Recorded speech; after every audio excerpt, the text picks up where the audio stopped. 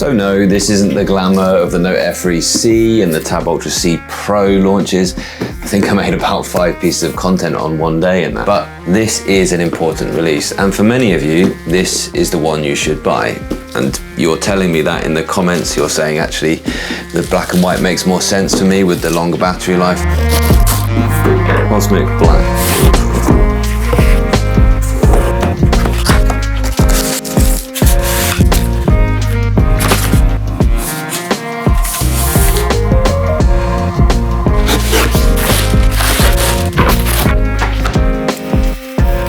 It is a slightly different color to previously. It's more of a gray, which makes sense for the black and white version. And I feel more confident about this. I was really discussing and thinking about the Note Air 3C, where I have it on these settings, auto power off after 1 whole day and auto sleep after 30 minutes. Well, having those settings on the Note Air 3C where the battery life isn't as good, I was a little bit skeptical actually, and I'm thinking about limiting those. But on this, I think I'll probably get away with this longer time before it goes into standby. So here's an interesting point that I might want to consider as well.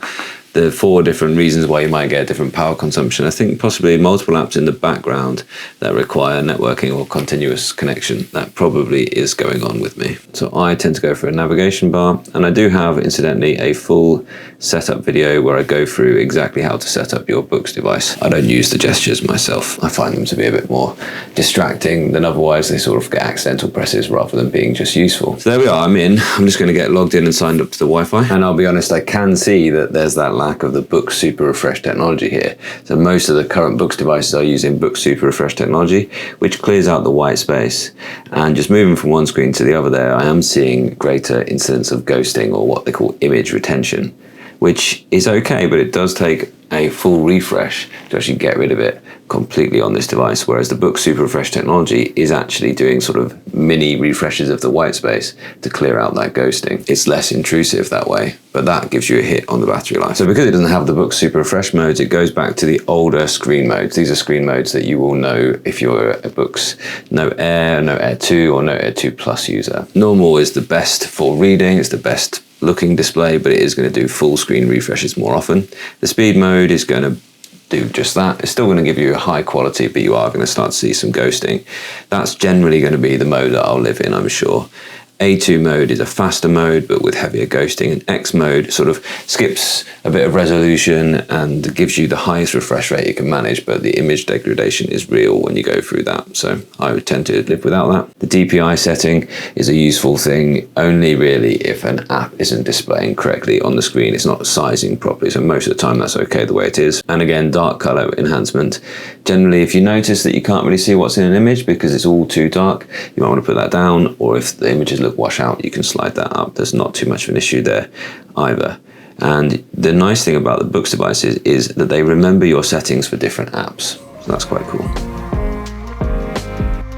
So there we are, I'm all set up with the App Store, and you can see it's gone into, I think, X mode there, which it really doesn't need to. I'm going to go back to speed mode and just live with that. But X mode, if you do need to see high refresh content, like you want to play Mario Kart for some reason, then you can go for that. So in my opinion, there are 3 reasons to buy this over one of the color Books devices. If you want to save £100, it's basically £100 cheaper. If you know that you want the benefits of a great battery life. So I haven't tested out the battery life yet, but I do expect that without the Book Super Refresh technology, the battery life will be excellent. And also if you want to avoid having to use front lights, because here you can see with the front lights off, you're still getting a good contrast with that screen. Well, if you've got a Note Air 2 or a Note Air 2 Plus, then I don't think it's that much of an upgrade. Perhaps you have one of those and you'd rather wait for a 300 pixel per inch screen to come out. This upgrade just makes sense in terms of there wasn't a black and white Note Air 3 yet. They released the Note Air 3C, that was the exciting launch, and this just brings up the Note Air 3 black and white line to the latest chipset, essentially. There's no point in them continuing to make a Note Air 2 Plus and trying to source outdated chips. But you see, it isn't just the lower pixel count on this screen which might make you want to wait for the latest screen. This is 227 pixels per inch, which is absolutely fine even for really small writing, but this is still the older generation. I believe this is a Carter 1200 screen and we're up to Carter 1300 now, and not only have they improved the resolution, so Carter 1200 is 227 pixels per inch, but Carter 1300 and the 1250 is 300 pixels per inch. Just turn Smart Scribe on so I can do that gesture erase there. But also it has a darker black point than this screen does.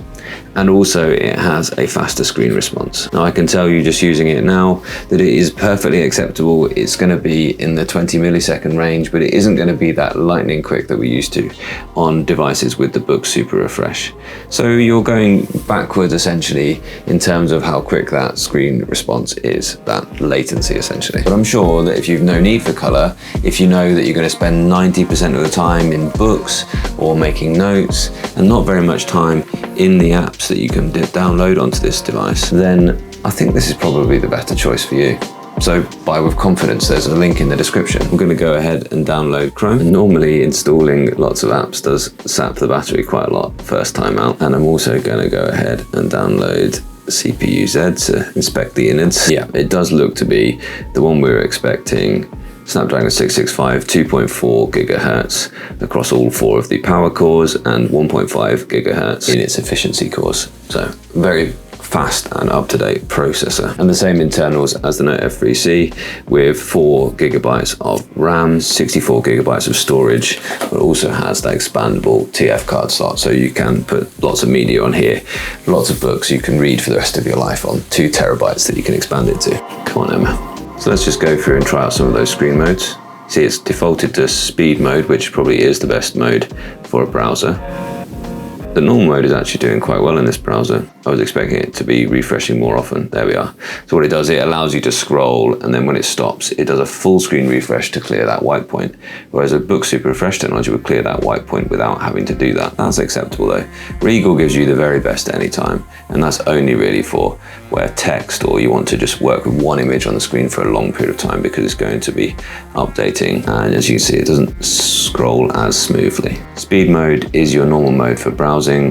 It isn't really bothering to do that full screen refresh as often. It will eventually when it decides it's had enough, and you can always do a refresh on demand with this little button here. A2 mode is faster still, but you're now going to see much more ghosting. And then X mode is something that I would never use really. You can just see the contrast goes, the resolution goes, it just doesn't look anywhere near as good. You get heavy ghosting in that mode. So let's go ahead and test out the typing. So I'm going to switch Bluetooth on and I'm going to hook up the Keychron K3 here. And this is one of the things that if typing isn't very responsive because of that lack of Book Super Refresh technology, then that's something that maybe would be a bit of a deal breaker. Because, well, last night on the Note Air 3C, I had a lovely little session. I was sitting on the sofa. This was propped up in its portrait mode, which is a really nice use of this case look.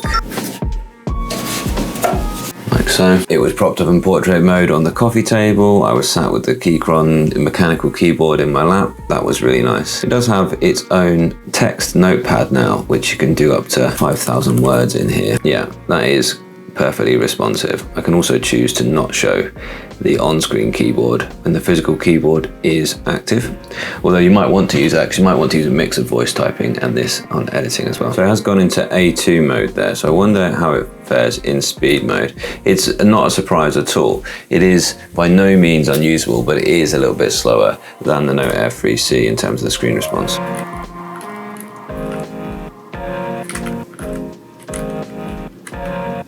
It is a little bit slower in the speed mode, and I'm guessing in normal mode. It's okay actually, but it does this weird kind of thing where it kind of is doing more than one character at a time.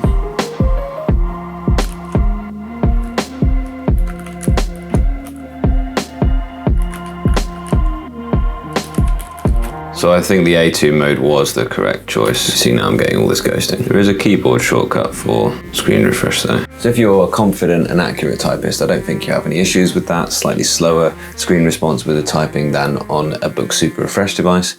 But if you're a normal typist, then I think you might find that a little bit jarring. It's usable, but if that was your main use case, then I'd suggest go for one with the Book Super Refresh technology. The other device which is providing a kind of looming spectre over whether you should buy the black and white Note F3 is this, the Books Tab X, which does have the Book Super Refresh technology and so has a much faster screen response. So for typing, I think this might be the way to go with this larger device. If this had a case that could stand up like that, then that would be something.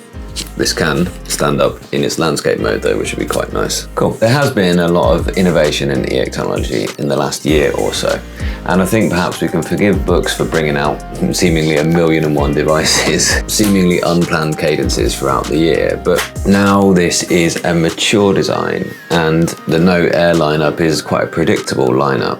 So perhaps they need to settle into a more measured pace of refreshing this series. Give us a Note every 3 years maybe, and then a new Note Air Plus a year later, and maybe a colour device a year after that. That seems a bit more like it. Well, we'll see, but let's just enjoy anticipating what they're going to do next. It is great technology, and yeah, if you're wondering, e-ink is that good. It does make a big difference in your personal or professional life. And let's also say, I don't know what e-ink themselves, the company that makes the e-paper screens, has up their sleeves. And if they bring out new technology, of course, books are going to want to very quickly respond to that and make sure they've got the latest screen tech in their devices. So whenever that 300 dot per inch screen comes out, and is available to anyone apart from basically Amazon Kindle and it seems a couple of other Chinese-facing companies. When that comes out and is available for this market, then I'm sure they'll do a Note Air 3 Plus, and that will have that in. So last night, for instance, I was typing on the Note Air 3C. I had a great experience on it, mostly using the ambient lighting with just a little touch of that warm front light. It was amazing. And what was best about it was that I wasn't wired and bleary-eyed when I actually eventually went to bed. So what you're losing here on the Note Air 3 compared to the Note Air 3C is essentially just the color and the book super refresh technology. And that uses that GPU to clear up that white space. Let me give you a for example. Put them both in a similar mode, so speed over here and fast over here. You can see just how many more frames per second you're getting out of the Note Air 3C. That technology is brilliant, but it is very power hungry. And most of us think that that's the reason for the reduced battery performance in the latest generations of books device. Let's see how it actually performs in practice if we do get a much better battery performance with the Note Air 3. And one way I'm trying to conserve the battery on color e-ink screens is I'm trying to run the front lights right off as much as possible. It is usable, but generally if you want to look at some content where you want the colors to really pop, then you will need to run it with the front lights about 50% or slightly higher on, and somewhere in the colder region anyway. Whereas as you can see, without a front light at all, this is looking really, really clear and contrasty. I'm going to spend a little bit of time with it now and do a drawing on it, and then I'm going to switch over to it for 2 full weeks at work to see how it really performs. Hopefully I'll have good news for you on the battery front. And I'm really wondering how much I'm going to miss that book super refresh technology. Is it something that I've got used to and I just cannot live without now? And yeah, I'm going to have a look at the Note Air 3C side by side with the Note Air 3, and I'll do that in more detail, but I think I'll make that another video.